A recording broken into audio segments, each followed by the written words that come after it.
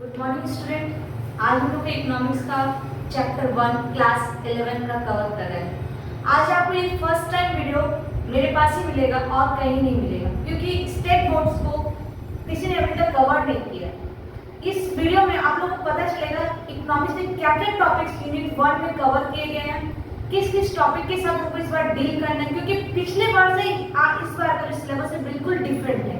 तो आप लोगों को वीडियो में कंटिन्यू बने रखना है, लिखना है, समझना है और मेरे साथ साथ इस चैप्टर को दिल और दिमाग दोनों में बैठाना है।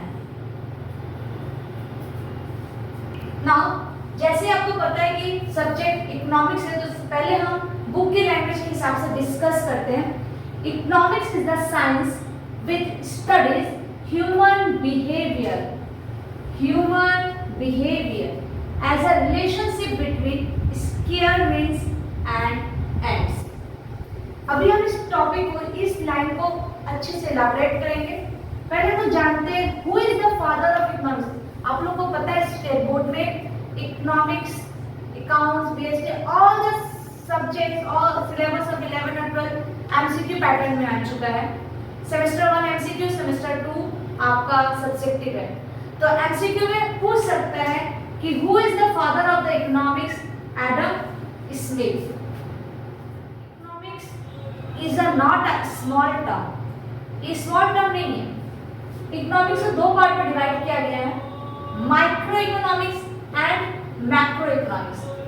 Micro economics is the field of economics that looks at the economic behaviour of individual, household and company which belong with small sector. मतलब माइक्रो इकोनॉमिक्स स्मॉल सेक्टर से बिलोंग करता है, तभी इसको बोला गया है economics behaviour of individual behaviour को बिलोंग करता है, household and companies. And macro economics क्या करता है? टेक्स अ वाइडर व्यू, यानी बहुत सारे टर्म्स, बहुत सारे एरिया को कवर करता है, it's called wider view and looks at the economics on a much larger scale, regional, national, continental और ग्लोबल। मीन्स अगर आपको हम छोटे से बात में समझाएं तो माइक्रो इकोनॉमिक्स कवर करता है स्मॉल सेक्टर को, इंडिविजुअल वर्क को, और मैक्रो इकोनॉमिक्स कवर करता है ग्लोबल, नेशनल एरियाज को। हम लोग की फर्स्ट यूनिट में जो चैप्टर्स कवर हुए हैं, सबसे पहला चैप्टर है economic problem. We mean problem of choice और problem of economical use of scarce resources. Resources scarce है, कम है, बट बॉन्ड चाहते अनलिमिटेड है। इसके ऊपर ही हम लोग का इकोनॉमिक प्रॉब्लम क्रिएट होता है। अगर बात किया जाए हिस्टोरिकल एज में, तो इकोनॉमिक प्रॉब्लम उतना आता नहीं था, बिकॉज हम लोगों को अपने वांट के बारे में पता नहीं था।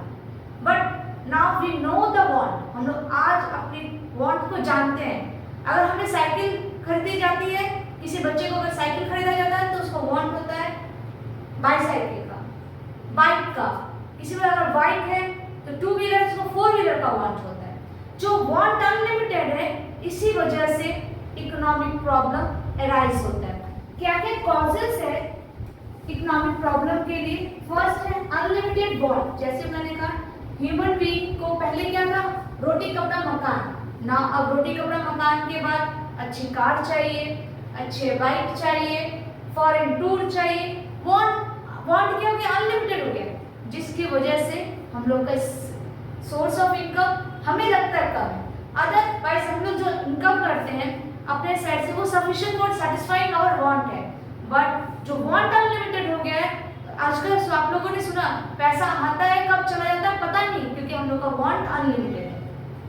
नेक्स्ट टॉपिक है लिमिटेड और square resources. Satisfaction of the resources is very limited. हम लोग एक वांट को कंप्लीट कर सके, रिसोर्स क्या है? बहुत कम है, जिसकी वजह से भी इकोनॉमिक प्रॉब्लम राइज हो जाता है। Now alternative uses, different use होने की वजह से इकोनॉमिक प्रॉब्लम राइज हो जाता है। Very important, central problem of economy. यहाँ पर 3 सेंट्रल प्रॉब्लम ऑफ इकोनॉमी है। What to produce, how to produce और whom to produce। What to produce किससे डील करता है? Economy has to decide what goods and services are to produce। मैंने क्या produce करना है, यहाँ पर इस प्रॉब्लम में ये डिसाइड किया जाता है, और कितने क्वांटिटी में प्रोड्यूस किया जाएगा इस प्रॉब्लम में ये डिसाइड किया जाता है। क्योंकि हम कुछ भी नहीं प्रोड्यूस कर सकते, क्योंकि हमारे इकोनॉमी, हमारे सोसाइटी को जो डिमांड होता है उसके आधार पर हम लोग क्या करते हैं, प्रोडक्शन करते हैं। तो क्या होता है, व्हाट टू प्रोड्यूस, इसके बेसिस पर डिसीजन लिया जाता है, और कितना प्रोडक्शन करना है, क्योंकि प्रोडक्शन करके वेस्ट नहीं करना है। Next, how to produce, labour incentive technique and capital incentive technique के थ्रू प्रोडक्शन प्रोसेस को कंटिन्यू किया जाता है। India basically labour incentive technique follow करता है, USA, UK, western countries capital incentive technique follow करता है। For whom to produce, deciding how to produce goods and services are distributed among the member of society। किस sector of, किस area को हमको अपने production को डिस्ट्रीब्यूट करना है, इस प्रॉब्लम की तरफ भी इकोनॉमिक प्रॉब्लम में ध्यान दिया जाता है। क्योंकि अगर हम प्रोडक्शन वहां कर रहे हैं जहां पे जरूरत नहीं है, तो वो प्रोडक्शन करना व्यर्थ हो जाएगा, बेकार हो जाएगा। इसलिए प्रोडक्शन उस तरफ फोकस किया जाना चाहिए जहां पे इसकी जरूरत है। 6 social goals to solve these 3 economic problem। 3 economic problem means what? हम लोगों का जो 3 economic problem है, what to produce, how to produce, for whom to produce, इसके 6 economic goals है, social goal है, जिससे ये प्रॉब्लम सॉल्व किया जा सकता है। फर्स्ट है efficiency। Efficiency means limited resource will have to be used in such manner that maximum production can be obtained। हम लोगों को हमेशा ये सिखाया गया, जो आपके पास है उसमें संतुष्ट रहो, उसका बेस्ट यूटिलाइजेशन करो। जैसे बहुत बच्चे बोलते हैं मेरे पास मैम बहुत फैसिलिटी नहीं, I can't do the tuition. आज के टेक्निकल एज में अगर कोई बोलता ट्यूशन नहीं है, ऑनलाइन लोग पढ़ के बहुत बड़े बड़े एग्जामिनेशन क्लियर कर लेते हैं, तो आप क्यों नहीं, जो है उसका एफिशिएंट यूज करो जिससे maximum production can be obtained. Equity, equitable distribution of income and wealth, जो भी आपका इनकम है इक्विटली डिस्ट्रीब्यूट करो जिससे कोई डिफरेंशिएशन नहीं आने पाए। फ्रीडम, फ्रीडम मींस जो भी डिसीजन लेना है वो particularly free from any burden. यहाँ पे फ्रीडम का डेफिनेशन देखिए, freedom to take decision regarding how much factor of production will be supplied. आपको फ्रीडम होना चाहिए कहाँ पर कितना फैक्टर ऑफ प्रोडक्शन आपको लगाना है।